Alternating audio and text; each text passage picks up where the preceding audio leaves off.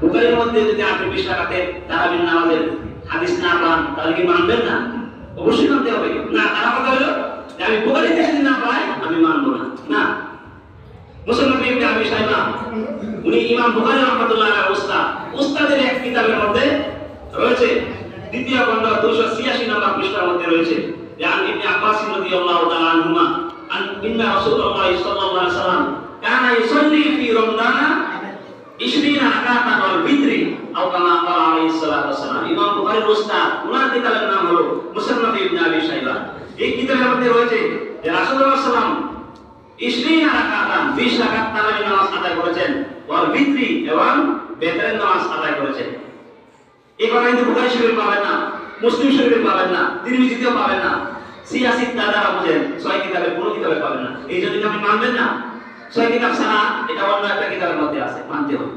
এই জন্য বাংলাদেশের মধ্যে এই হাদিসের উপরে ম্যাক্সিমাম আমরা